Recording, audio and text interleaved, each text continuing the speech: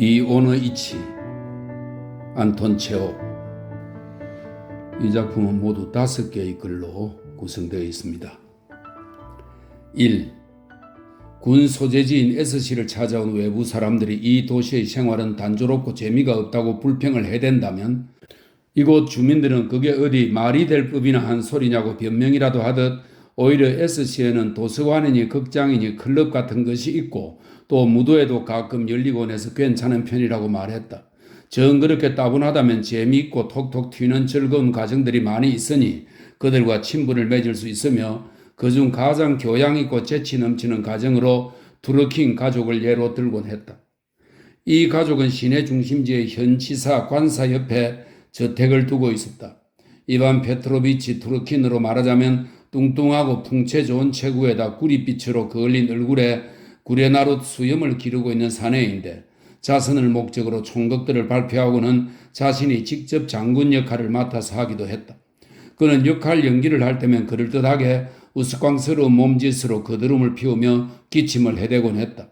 그는 많은 재담과 수수께끼 그리고 격언들을 알고 있었으며 농담을 좋아했고 너스레를 잘 들었다. 그래서 항상 그가 짓는 표정을 보면 농담을 하는 건지 진담을 하는 건지 도무지 분간하기 곤란한 적이 많았다. 그의 아내 베라 이오시포브나는 약간 야윈데다가 태가 없는 코안경을 걸친 친절한 부인이었는데 단편이나 장편 소설을 써서 손님들에게 읽어주는 것을 낙으로 삼고 있었다.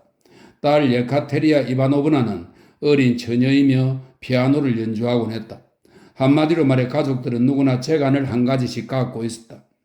투르킨 가족은 찾아오는 손님들을 환대하면서 손님들에게 자신들의 재능을 소박한 감정에서 즐겁게 자랑하곤 했다.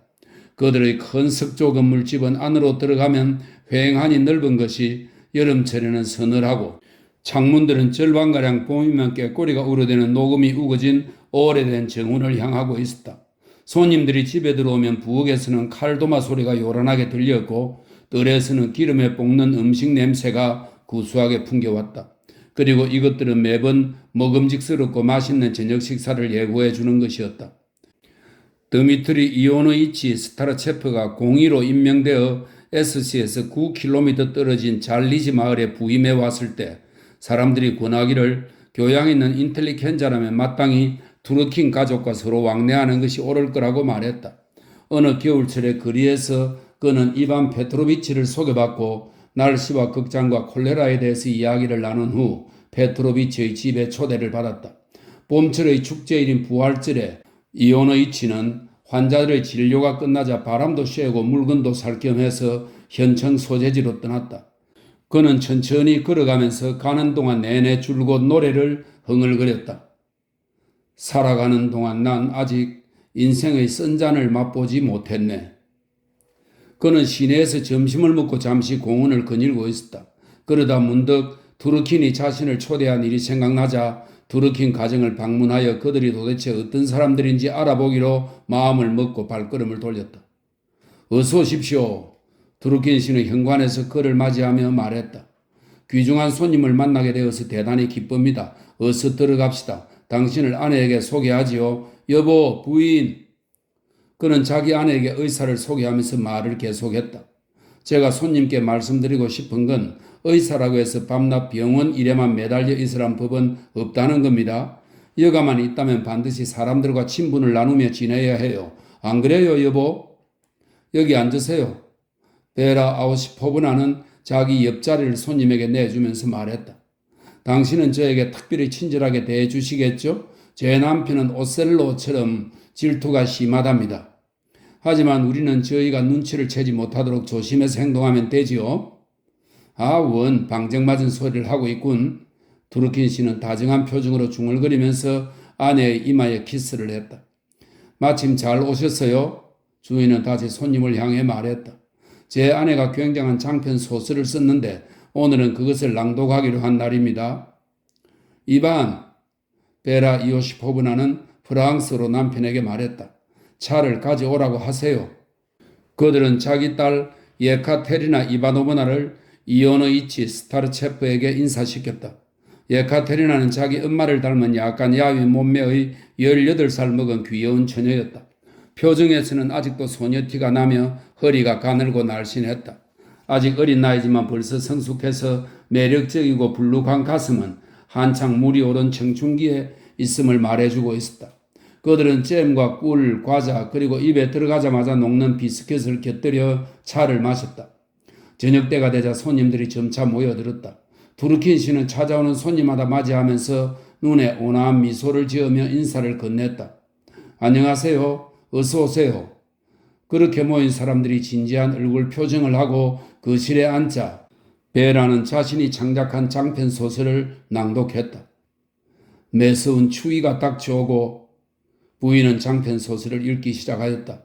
창문들이 활짝 열려있어 부엌에서 칼도마지라는 소리가 들려왔고 기름에 양파를 볶는 냄새가 구수하게 풍겨왔다. 푹신푹신해서 깊숙이 파묻히는 안락의자는 편안해서 계속 앉아있고 싶은 기분이 들었고 램프는 황혼이 깔린 거실을 푸근하게 비춰주고 있었다.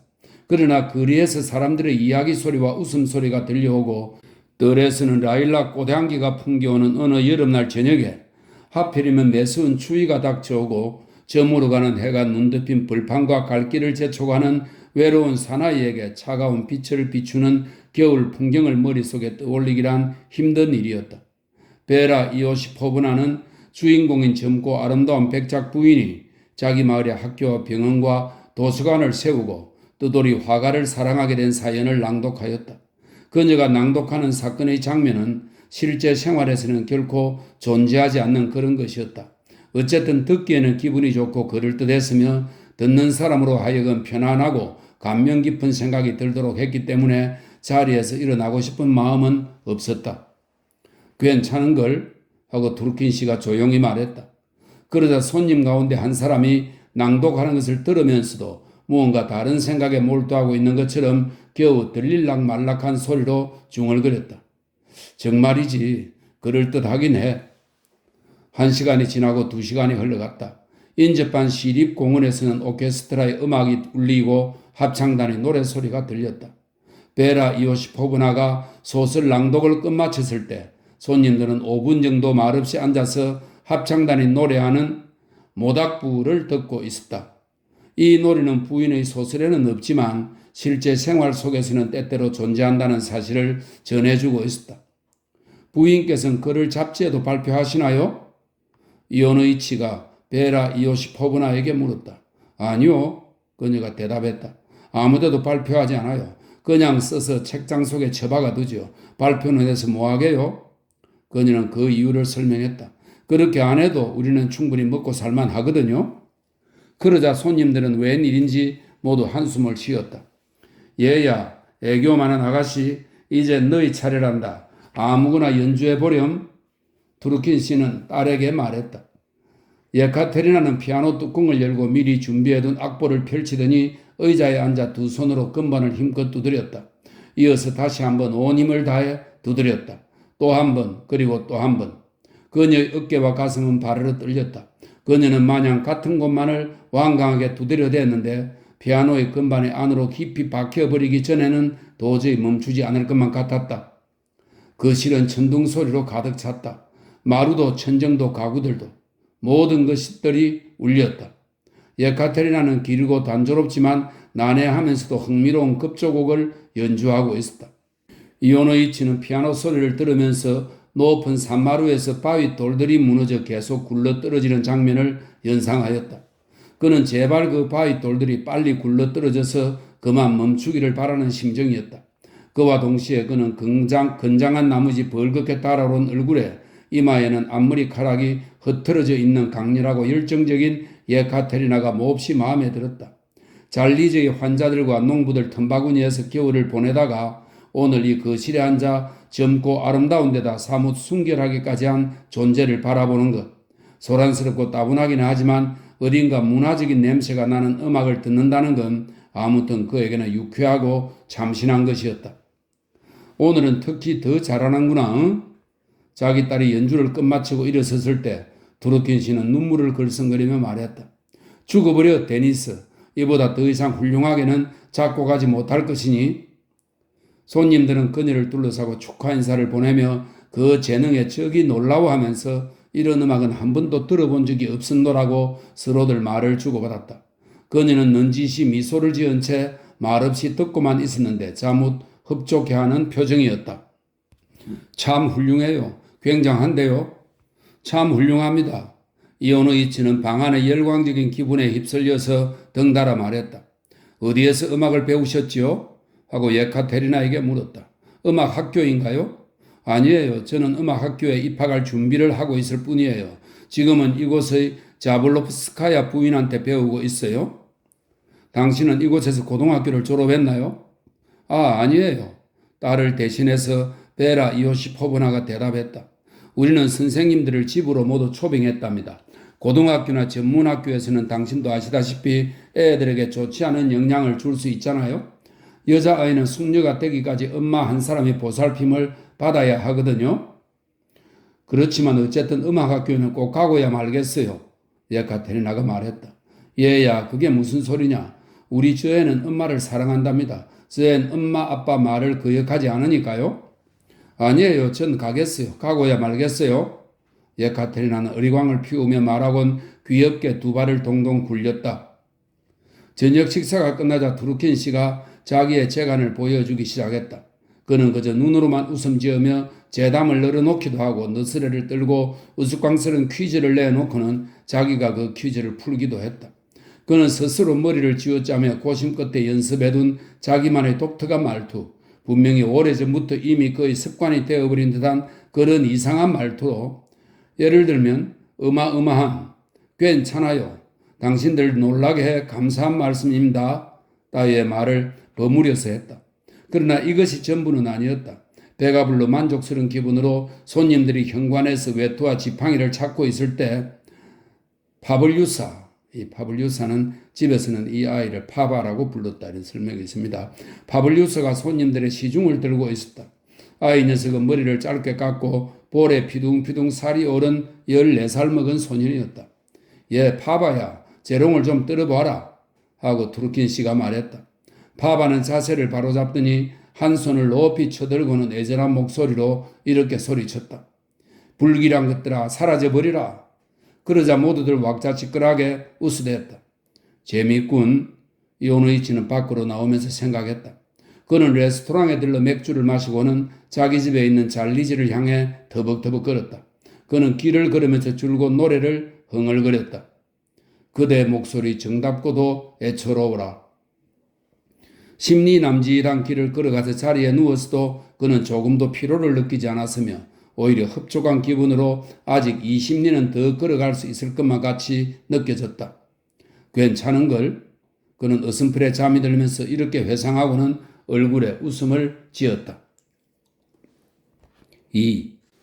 그 후 이노이치는 투르킨의 가정을 방문하려 했으나 병원의 업무에 떠밀려서 도저히 시간을 낼 수가 없었다. 그렇게 노동과 고독 속에서 1년이 지나갔다. 그런데 뜻밖의 현 소재지로부터 파란색 봉투의 편지가 배달되었다. 베라는 오래전부터 편두통 때문에 고통을 호소하고 있었다. 그런데 근래에 와서 애교쟁이 딸이 음악학교에 가겠노라고 매일같이 졸라대면서부터는 발작이 더욱 빈번해졌다는 것이다. 도시의 의사라는 의사는 모두 모셔와서 진찰을 받아보았지만 효력이 없자 마침내는 시골 군립병원 의사의 차례까지 오게 되었다. 베라 이오시포브나가 그에게 써보낸 감명 깊은 편지에는 부디 오셔서 제 병의 고통을 들어주세요라고 간청하는 말이 들어있었다. 이오노이치는 왕진을 갔다. 그 후부터는 트루킨 가정에 자주 매우 빈번하게 찾아가게 되었다. 그가 베라에게 어느 정도 도움을 준 것만은 사실이었지만 부인은 이오노이치가 특별하고 비상한 능력이 있는 명의라고 손님들에게 수선을 떨곤 했다. 그러나 의사는 이미 부인의 편두통 때문에 트루킨 가정을 찾아오는 것만은 아니었다. 축제일이었다. 예카테리나는 오랜 시간에 걸친 고달픈 피아노 레슨을 마쳤다. 그리고 일행은 오랫동안 식당에 앉아서 차를 마셨다. 투르킨 씨는 우스갯소리를 하고 있었다. 때마침 초인종이 울렸다. 손님을 맞으러 누군가 현관으로 나가야 했다. 이오노이치는 이 혼란스러운 순간을 이용하여 예카테리나에게 귓속말을 했다. 제발 부탁입니다. 저를 괴롭게 하지 말아요. 잠깐 정원으로 나가요. 그녀는 이오노이치가 자기에게 도대체 무슨 볼일이 있을까 하고 의아해하는 표정으로 어깨를 으쓱하더니 마지못해 일어나서 걸어갔다. 당신은 피아노 앞에 한번 앉으면 서너 시간씩 치는군요. 이오노이치는 그녀의 뒤를 따라가며 말했다. 그러고 나면 엄마 옆에 앉아있거나 하고 당신과 이야기할 틈이 이렇게도 없어서야 어떻게 15분만 저에게 시간을 주실 수 없습니까? 이렇게 사정하지 않아요? 가을이 찾아와 오래된 정원은 조용하고 우울했으며 가로수길에는 검은색으로 변한 나무 잎들이 쌓여 있었다. 어느덧 해도 저물어 있었다. 만난 지가 벌써 일주일이나 지났군요. 이오노이치는 말했다. 제가 얼마나 애태우며 지내는지 알아주시면 좋겠어요. 잠깐 앉아서 제 말을 들어보세요. 정원에는 두 사람이 자주 가는 장소가 있었다. 나무가지가 넓게 펼쳐진 늙은 단풍나무 아래 벤치였다. 이번에도 두 사람은 그 벤치에 앉았다. 뭘 원하시는 거예요? 예카테리나는 사무적으로 쌀쌀맞게 물었다. 일주일 동안 만나지 못했고 당신 목소리를 들은 지도 오랜만입니다. 당신 목소리가 듣고 싶어 견딜 수가 있어야지요. 말 좀 해보세요. 그를 애가타게 하는 것은 그녀의 청순한 모습과 눈과 볼이 자아내는 순진한 표정이었다. 그녀의 옷차림새 역시 그에게는 다정하고 가슴을 울리는 순수함과 우아함에 대한 감정을 불러일으켰다. 이런 순진무구함 외에도 그녀는 나이에 어울리지 않게 매우 영리하고 지적인 여자로 보였다. 그녀라면 문학이면 미술이며 무슨 이야기라도 서로 말이 통할 것 같았고 사람들과 만나며 부대끼면서 생기는 불평들을 털어놓을 수 있을 것 같았다. 그러나 이야기하는 도중에 그녀가 갑자기 이유 없이 깔깔대며 웃거나 집으로 뛰어들어간 적도 있었다. 그녀는 SC의 거의 모든 처녀들이 그렇듯 독서하기를 매우 좋아했다. 설명이 있습니다. 대부분 SC 주민들은 책을 잘 읽지 않았다. 그래서 처녀들과 젊은 유대인들이 없다면 이곳 도서관들은 문을 닫아야 한다는 얘기들이 나오기도 했다. 이 역시 이오노이치가 마음에 쏙 들어하는 점이었기에 그는 만날 때마다 그녀에게 최근에 무슨 책을 읽었느냐고 물어보고는 그녀가 이야기를 해주면 황홀한 표정으로 귀를 기울였다. 이번 주에는 무슨 책을 읽으셨나요? 그가 물었다. 말씀 좀 해보세요. 피셈스키의 소설을 읽었어요. 어떤 소설인데요? 천명의 노예라는 소설이에요. 애교쟁이 아가씨는 대답했다. 그런데 피셈스키라는 작가의 이름이 참 우스꽝스럽지 않나요? 알렉세이 페오필라키티치라는 이름 말이에요. 그런데 어디 가세요? 그녀가 갑자기 일어나 집 쪽으로 걸음을 옮기자 이오노이치는 깜짝 놀라 소리쳤다. 이야기할 게 있는데요. 지금 꼭 들으셔야 합니다. 5분만 시간을 내주세요. 제발요. 그녀는 무슨 말을 하고 싶은 듯 잠시 걸음을 멈추었다가 어색하게 이오노이치의 손에 쪽지를 건네주고 집으로 달려가 또다시 피아노 앞에 앉았다. 오늘 밤 11시에요. 이오노이치는 쪽지를 읽었다. 공동묘지에 있는 데메티 기념비 옆에 서 계세요. 아니야, 이건 현명한 처사라고 볼 수 없군. 그는 정신을 가다듬으며 생각했다. 무엇 때문에 공동묘지로 나오라는 거지? 도대체 무슨 일로? 분명한 것은 애교쟁이 아가씨가 장난을 치고 있다는 것이다. 거리에서든 공원에서든 쉽게 만날 수 있는데 굳이 한밤중에 그것도 시내에서 멀리 떨어진 공동묘지로 나오라니. 이건 아무래도 정신이 멀쩡한 사람의 발상은 아닌 것이다. 게다가 한숨을 내쉬고 쪽지를 받아들고 공동묘지를 배회하는 것이 군립의사인 현명하고 성실한 사람에게 어울리기나 한단 말인가? 중학생들도 비웃을 만한 망측한 일이 아닌가? 이 사랑노름은 나를 어떤 꼬락서니로 만들려고 이러는 것일까? 동료들이 이런 사실을 알게 된다면 뭐라고 말할까? 이오노이치는 클럽의 탁자 주위를 이리저리 왔다 갔다 하며 이런 생각을 했다. 하지만 10시 반이 되자 돌연 일어나 공동묘지로 떠났다. 그에게는 이미 쌍두마차가 있었고 비로도 조끼를 입은 판첼레이온이라는 마부를 두고 있었다. 달이 휘영청 환하게 떠 있었다. 조용하고 따뜻했지만 그것은 가을의 따스함이었다. 변두리의 도살장에서 개들이 지저댔다. 이오노이치는 시내가 끝나는 지점의 한 골목 어귀에서 마차를 멈추게 하고 걸어서 묘지로 향했다. 사람들마다 누구든지 이상한 점을 갖고 있긴 해. 그는 생각했다. 애교쟁이 아가씨도 꽤나 독특해. 누구 알겠어? 장난친 게 아니라 진짜로 나타날지도 모르잖아. 그는 이렇게 허황된 신락 같은 희망에 잠겨 있었다. 그녀에게 홀딱 빠진 것이었다. 500m쯤 그는 들판을 걸어갔다. 저 멀리 공동묘지의 모습이 숲이나 정원처럼 까만 띠 모양으로 보였다. 이윽고 하얀 돌담과 묘지 정문이 나왔다. 때가 오리니라고 정문에 씌어진 글자들이 달빛에 비쳐 눈에 들어왔다. 이온의 치는 쪽문으로 들어갔고 맨 처음 보게 된 것은 늘따란 가로수길 양쪽에 줄줄이 서 있는 하얀 십자가와 묘비들, 포플러가 드리운 검은 그림자였다. 주위에는 저 멀리까지 온통 흰색과 검은색 뿐이고 잠든 나무들은 흰색을 배경으로 가지를 들이우고 있었다. 들판보다 이곳이 오히려 더 훤한 것 같은 느낌이었다. 짐승의 발 모양을 한 단풍잎들이 가로수길의 황금빛 모래 위에도 묘비 위에도 뾰족한 그림자를 던졌고 묘비의 글자도 선명했다. 묘지에 들어서자마자 이온의 치는 난생 처음 자신이 보고 있는 광경, 앞으로 아마도 두 번 다시 볼 기회가 없을 것이라고 생각되는 이런 광경에 감동받았다. 그것은 다른 어떤 것과도 비교할 수 없는 세계로서 마치 달빛의 요람인 양 달빛이 참으로 아름답고 다정다감한 세계였다. 그리고 삶이란 전혀 찾아볼 수 없지만 검은색 포플러 나무마다 무덤 하나하나마다 고요하고 아름답고 영원한 삶을 기약하는 신비스러움이 깃들어 있음을 느낄 수 있는 그런 세계였다. 묘비와 시들어버린 꽃에서도 가을의 나무잎 냄새와 함께 용서와 슬픔 그리고 안식이 숨쉬고 있었다. 주위는 적막했다. 이 깊은 적막 속에 하늘의 별들이 내려다보고 있었고 이온우이치의 발소리만이 아주 날카롭고 섬뜩하게 퍼져나갔다. 교회 종소리가 울리자 그는 신이 죽어서 이곳에 영원히 머물러 있는 것 같은 생각이 들었다. 그러자 문득 누군가 자기를 가만히 쳐다보고 있다는 느낌이 들었다. 그리고 그것은 안식이나 적막함이 아니라 실제로는 망자들의 소리 없는 애수이자 억눌러진 절망이라는 상념이 떠올랐다. 예배당처럼 생긴 데메티 추모비 끝에는 천사 조각상이 붙어 있었다. 언젠가 이탈리아 오페라단이 SC에 들른 일이 있었는데 여가수 한 사람이 객사하여 이곳에 묻혔고 추모비가 세워진 것이다. 이제 SC에는 이 여가수를 기억하는 사람이 아무도 없지만 입구 위에 매달린 등불이 달빛에 반사되어 마치 불이 켜져 있는 것처럼 보였다.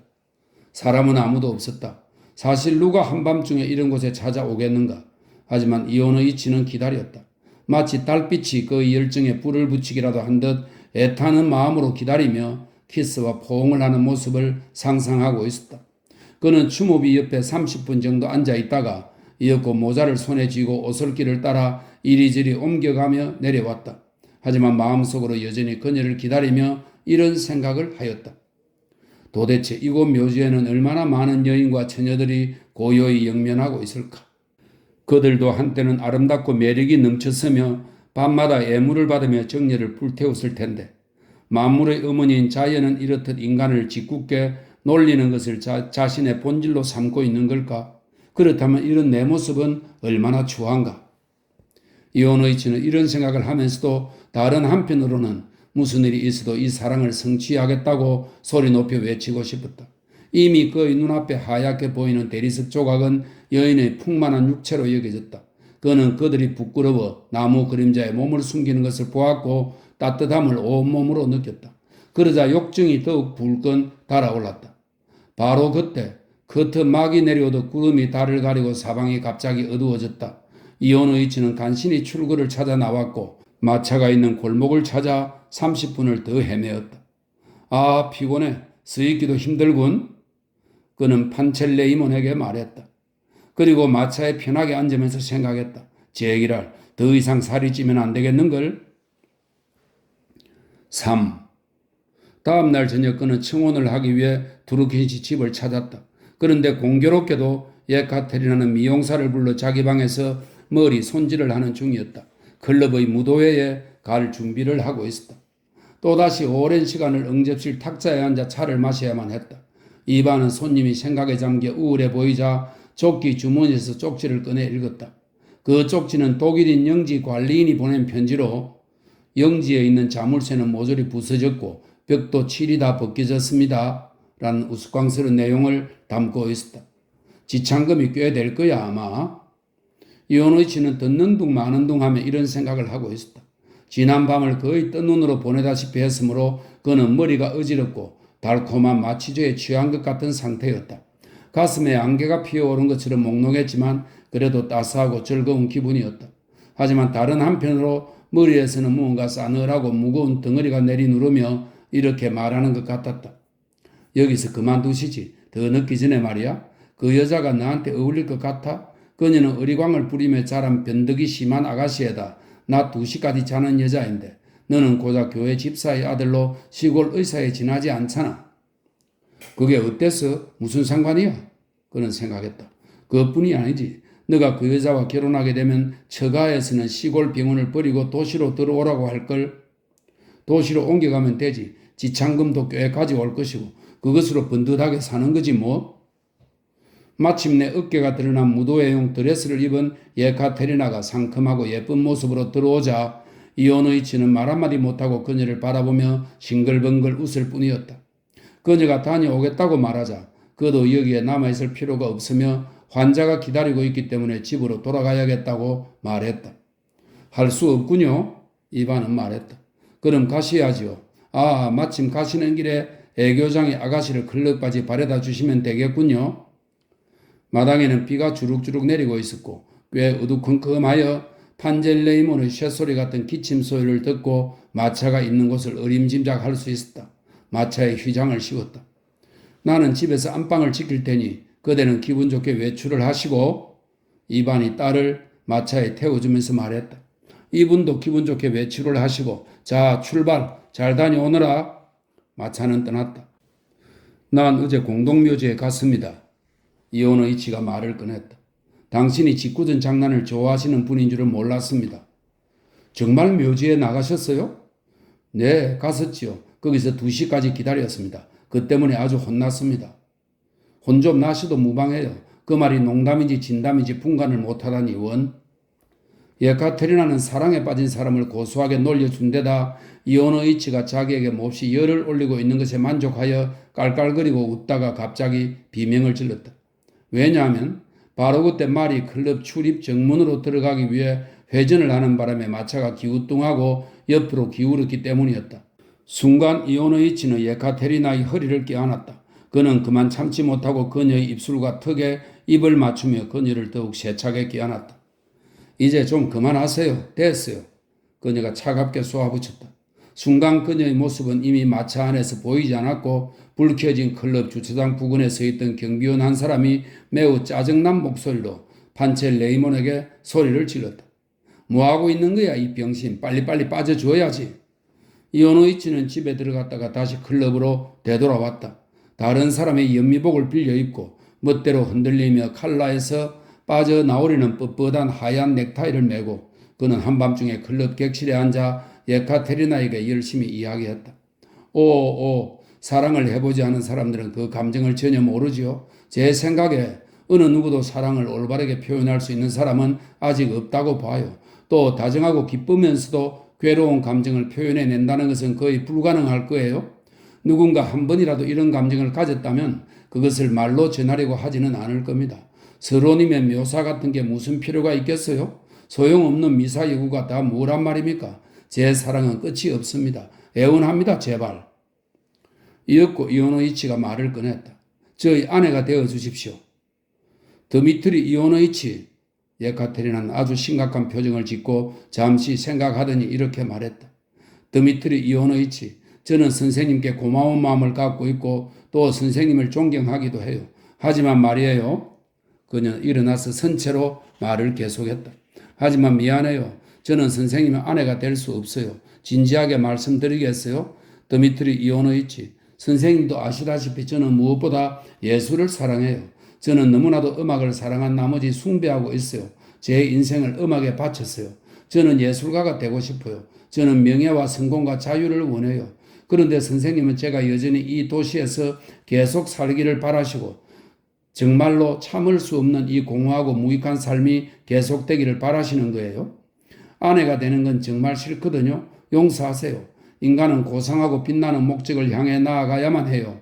하지만 가정은 저를 영원히 구속할 것이 틀림없어요. 드미트리 이오노이치. 선생님은 착하고 점잖고 똑똑하신 분이에요. 어느 누구보다 뛰어난 분이고요. 저는 진심으로 선생님을 동정해요. 그렇지만 선생님도 제 마음을 이해하시겠죠? 그러고는 몸을 돌려 객실에서 나가버렸다. 불안하게 뛰고 있던 이오노이치의 심장이 갑자기 멈추는 것 같았다. 클럽에서 그리로 나오자 그는 먼저 뻣뻣한 넥타이를 풀고 가슴 가득히 크게 심호흡을 했다. 그는 창피하기도 하고 자존심도 상했다. 그렇게 거절당하리라고는 예상치도 못했던 것이다. 지금까지 품어온 모든 꿈과 희망과 안타까움이 마치 아마추어 극장의 초라한 공연처럼 어처구니 없는 결말로 끝났다는 것이 도저히 믿어지지 않았다. 그리고 자신의 감정이 지금까지의 자기 사랑이 너무나 안타깝고 애처로워서 어디에 투신해 버리든지 아니면 우산으로 판첼 레이몬의 떡 벌어진 어깨를 힘껏 갈겨버리고 싶은 마음이 들었다. 사흘간 그는 멍한 상태로 아무 일도 하지 못하고 식사도 하지 못했으며 잠도 자지 못했다. 결국 예카테리나가 음악학교에 입학하기 위해 모스크바로 떠났다는 소문이 들리자 그는 겨우 정신을 수습하고 본래의 생활로 돌아갔다. 그 후 자신이 공동묘지를 서성거리고 연미복을 빌리러 온 시내를 쏘다닌 것을 이따금 회상할 때면 그는 몸을 쭉 뻗어 기지개를 켜며 말했다. 어쨌든 생고생을 했어.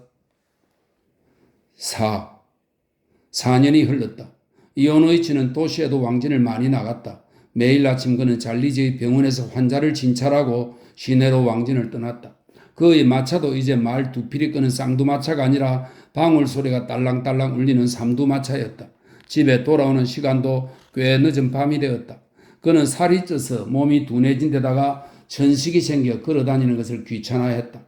판첼 레이몬 역시 살이 쪄서 몸이 옆으로 퍼질수록 더욱 슬프게 한숨을 쉬며 고난에 찬 자신의 삶을 한탄하였다. 마부 일을 하며 잔뼈가 굵은 그였다. 이노이치는 여기저기 가정을 출입하면서 많은 사람들을 만났지만 어느 누구와도 가깝게 지내지는 않았다. 시내 사람들이 하는 이야기나 그들의 인생관을 듣거나 심지어 그들의 모습만 봐도 짜증이 났다. 경험이 그에게 가르쳐준 바로는 이웃 사람들과 카드 놀이를 하거나 혹은 먹고 마시는 일에 함께 어울릴 땐 그들이 친절하고 그다지 미련해 보이지는 않았다. 그러나 일단 무언가 먹지 못하는 것에 대한 이야기가 나오면, 이를테면 정치나 학문에 대한 대화가 시작되면 그들은 당장 말문을 닫아버리거나 아니면 말도 안 되는 개똥 철학을 내세워 억지 주장을 하기 때문에 아예 손사래를 치며 도망가는 것이 현명하겠다는 생각이 들 정도였다. 언젠가 한번 이오노이치는 자유주의 성향의 주민과 대화를 시도해 보았다.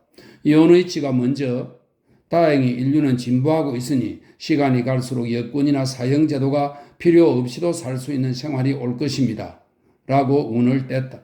그러자 그 자유주의자는 의아해하며 이오노이치를 곁눈질로 흘겨보더니 그러면 그런 세상에 오면 누구든 거리로 나가 닥치는 대로 사람을 찔러 죽여도 괜찮다는 말씀인가요? 라고 물어봤다. 또 한 번은 이노이치가 어떤 모임에서 저녁 식사를 마친 후에 차를 들면서 사람에게는 노동이 필요하며 일하지 않으며 살아갈 자격이 없다는 말을 하자 사람들은 이 말을 비난하는 의미로 받아들이고 화를 내거나 집요하게 말꼬리를 물고 늘어졌다. 그러면서도 이곳 사람들이 하는 일이란 도대체 아무것도 없으며 흥미를 갖는 일도 없었으므로 이들과 무슨 대화를 나눠야 할지 궁리하는 것도 상당히 어려운 일이었다. 이런 까닭에 이오노이치는 가능하면 대화를 피하면서 먹고 마시는 일이나 카드 노래에만 열중하였고 왕진 중에 어쩌다 운이 좋아 식사에 초대라도 받게 되면 그저 자리를 지키고 앉아서 접시만 뚫어지라 들여다보며 말없이 먹기만 했다.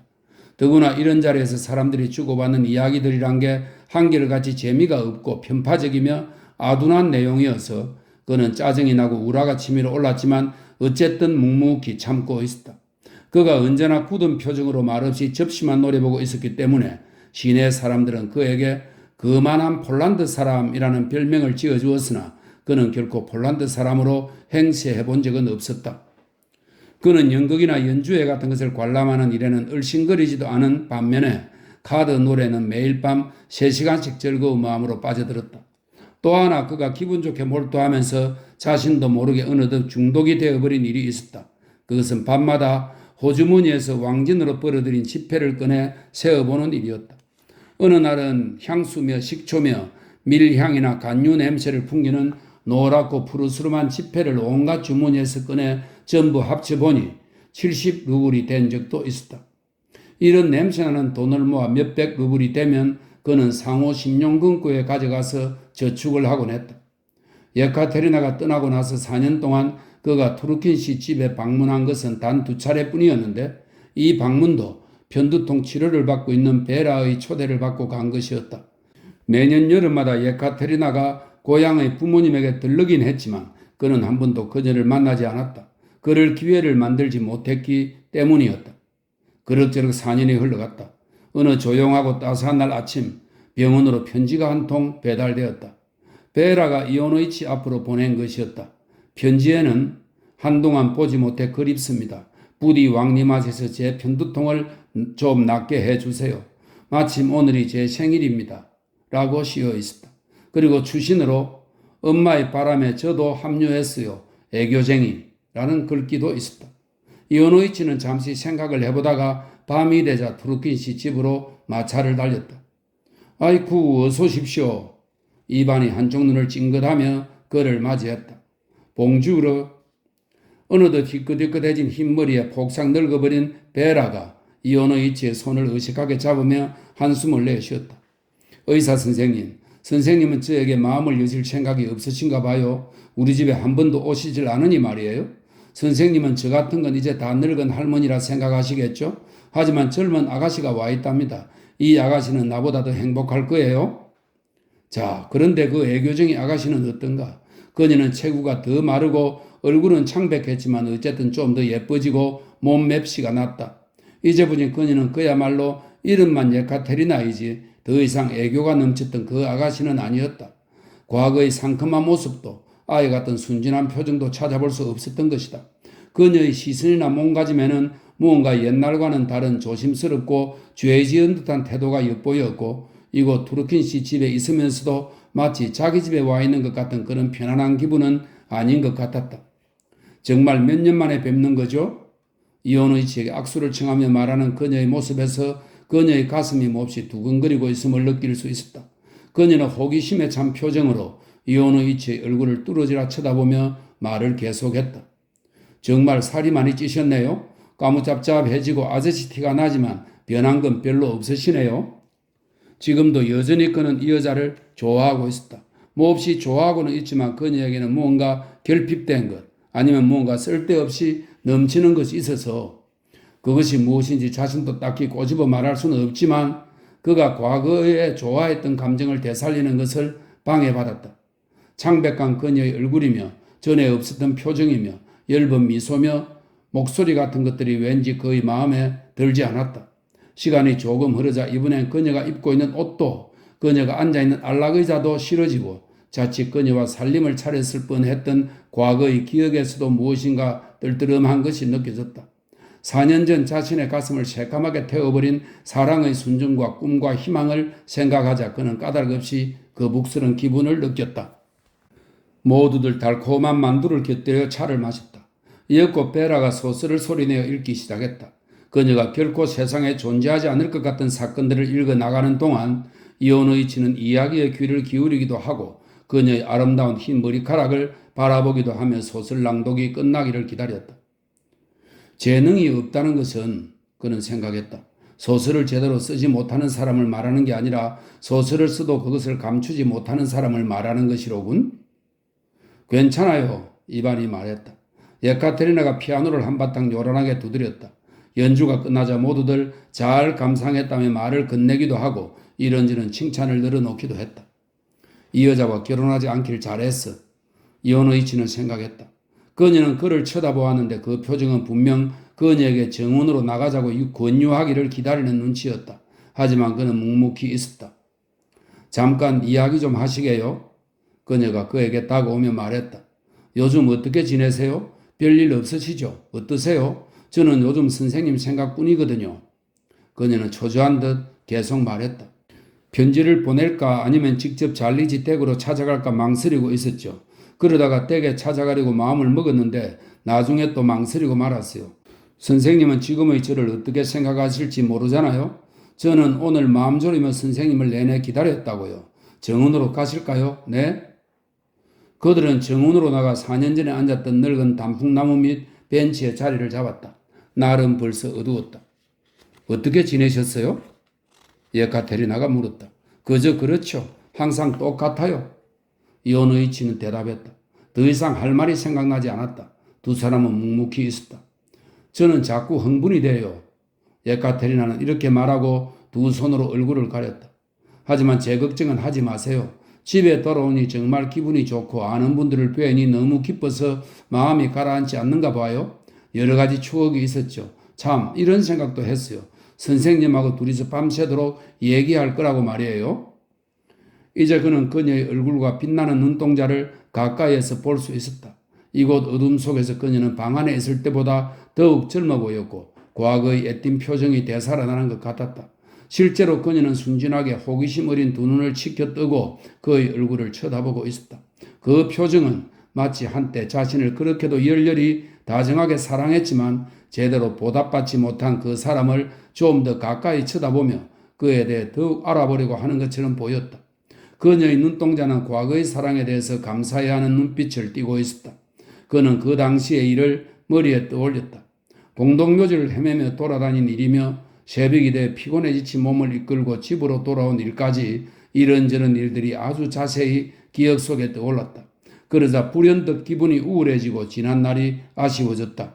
가슴 속에서 작은 불 기둥이 솟아오르는 것 같았다. 기억하고 계시죠? 제가 클럽으로 당신을 바래다 드렸던 일 말입니다. 그는 말했다. 그때는 비도 오고 캄캄했죠. 마음속의 작은 불기둥은 더욱 타올라 급기야 이런저런 이야기를 찌끄리고 싶어지고 생활에 관한 불평들을 늘어놓고 싶어졌다. 휴, 그는 한숨을 내쉬며 말했다. 제가 어떻게 지내고 있느냐고 물으셨죠? 여기서 생활하는 것이 별반 다를 게 있겠습니까? 이게 살아있는 것인지 모르겠습니다. 세월이 흐르니 나이는 먹어가고 살은 점점 찌고 그야말로 늙어가는 거죠. 하루가 순식간에 가버리고 사는 것에 별 감흥도 느끼지 못하고 의미도 없이 흘러가거든요. 낮에는 돈벌이에 급급하고 밤에는 클럽에 나가 만나는 사람들이란 노름꾼이나 알코올 중독자, 천식 환자들 뿐이에요. 이제 지겨워 못 참겠어요. 상황이 이런데 무슨 좋은 일이 생기겠어요? 하지만 선생님께는 일이 있고 인생의 고상한 목적이 있으시잖아요. 선생님께서는 병원에 관해서 말씀하시기를 좋아하셨잖아요. 저는 그때 정말 철없는 계집애여서 제 스스로 대단한 피아니스트라도 된 줄 알았어요. 그런데 이제 와서 보니 여자라면 누구나 피아노 정도는 칠 줄 알고 저 역시 다른 여자들에 비해 특별히 잘 치는 건 아니었다는 생각이 들어요. 결국은 저의 피아노 실력도 엄마의 글솜씨와 비슷한 수준이라는 거죠. 그리고 그때는 선생님이 어떤 분인지 몰랐어요. 하지만 모스크바에 가서는 선생님 생각을 얼마나 많이 했는지 몰라요. 사실은 선생님 생각만 했어요. 군립병원 의사로서 고통받는 환자들을 도와주시고 민중에 봉사한다는 것이 얼마나 행복한 일인데요. 정말 행복 그 자체예요. 예카테리나는 열심히 같은 말을 되풀이했다. 모스크바에서 선생님을 생각할 때마다 너무도 이상적이고 고상한 분이라고 느껴졌어요. 이오노이치는 문득 매일 밤 호주머니에서 흐뭇한 마음으로 꺼내보고 나는 지폐를 떠올리자 가슴속에 타오르던 작은 불기둥이 꺼져버렸다. 그는 집 안으로 들어가려고 일어섰다. 그녀도 일어나더니 그의 팔짱을 끼웠다. 선생님은 제가 평생 알아온 사람들 중 가장 멋있는 분이에요. 그녀는 계속 말을 이었다. 앞으로 저와 만나서 얘기를 나눠요. 그러실 수 있죠? 자, 약속하세요. 저는 이제 피아니스트가 아니에요. 더 이상 저의 일만 가지고 수순을 피우지 않을 거예요. 선생님 앞에서는 피아노도 치지 않을 거고 음악 얘기도 꺼내지 않겠어요.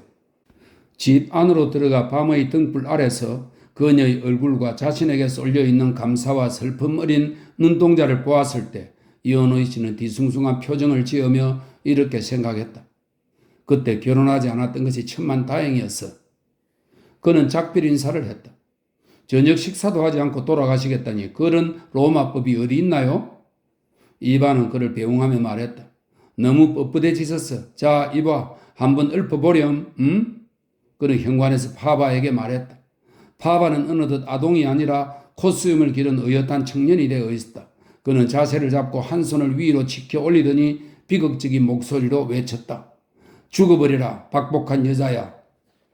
이런 일들이 모두 이오노이치의 화를 돋우었다.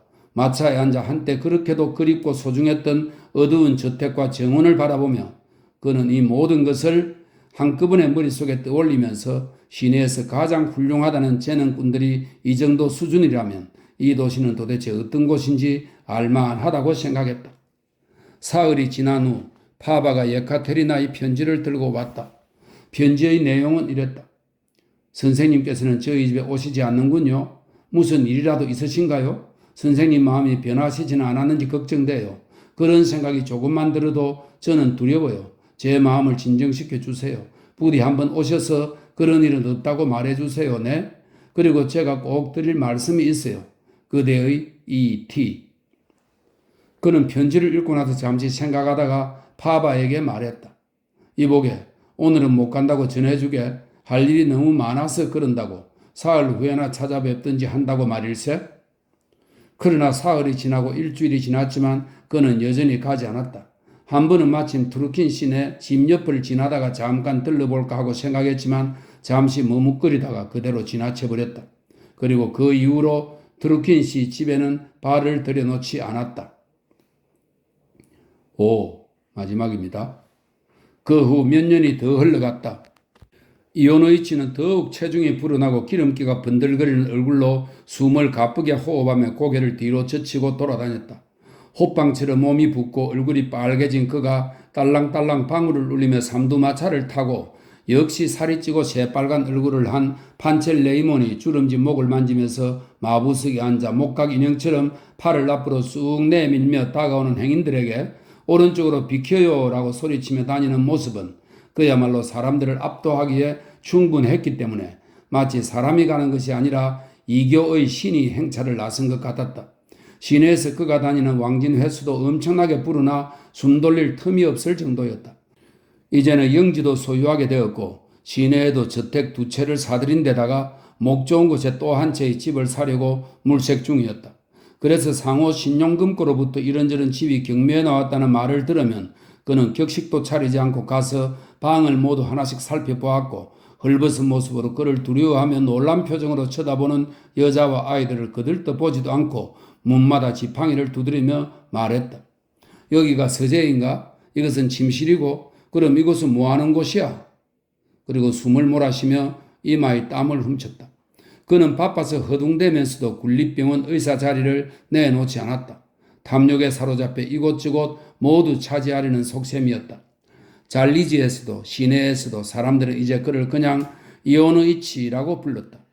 이오노이치는 어디 갔나? 라거나 이오노이치에게 입회를 부탁해 볼까? 하는 식이었다. 기름살 때문에 목이 죄어서 그의 목소리는 가늘고 날카롭게 변했다. 성격도 까다로워지고 신경질을 부리기 일쑤였다. 환자를 진찰할 때도 짜증을 자주 내고 참을성 없이 지팡이로 마루를 탕탕 두드리며 기분 나쁜 소리로 고함을 치곤 했다. 잔소리 말고 묻는 말에만 대답해요. 그는 외로웠다. 살아가는 것이 따분하기만 할 뿐 무엇 하나 그의 흥미를 끌지 못했다. 그가 잘리지에서 지금까지 살아오는 동안 애교쟁이 아가씨를 사랑한 것이 유일하게 처음이자 마지막으로 그에게 기쁨을 준 일이었다. 밤마다 그는 클럽에서 카드 놀이를 하고 그 후에는 혼자서 넓은 식탁에 앉아 저녁을 먹었다. 이반이라는 나이 많은 급사가 그의 시중을 들었고 언제나 보르도산 최고급 꼬냑을 내왔다. 어느덧 클럽 지배인이며 요리사며 시중드는 급사까지 모두 그의 식성을 잘 알고 있어서 그의 기분을 맞추려고 온갖 정성을 기울였다. 그럼에도 불구하고 조금만 마음에 안 들면 그는 막무가내로 화를 내며 지팡이로 마루를 탕탕 두드리곤 했다. 저녁 식사를 하면서 그는 이따금 뒤를 돌아다보며 사람들에게 말참견을 했다. 그건 또 무슨 얘기요? 예? 누구라고요? 어쩌다 우연히 옆 식탁에서 투르킨 씨 집에 대한 이야기가 나오면 그는 물었다. 어느 투르킨 씨네 집 얘기를 하는 겁니까? 피아노를 치는 딸이 있다는 거짓 말씀이시오? 그에 대해서 이야기할 수 있는 것은 여기까지다. 자, 그럼 투르킨 씨 집은 어떤가? 이반은 아직 늙지 않고 변한 게 하나도 없이 여전히 우스갯소리를 즐겨 말한다. 베라는 손님들에게 아주 열심히 정성을 다해 자작소설을 읽어준다. 아가씨도 피아노를 날마다 4시간씩 치고 있다. 그녀는 눈에 띄게 수치게졌고 가끔 몸이 아파 해마다 가을이 되면 어머니와 함께 그림 지방으로 떠난다. 이반은 기차역에 나가 두 사람을 배웅하고는 기차가 움직이기 시작하면 눈물을 닦으며 이렇게 외쳤다. 부디 잘 다녀와요. 그리고 손수건을 흔들었다.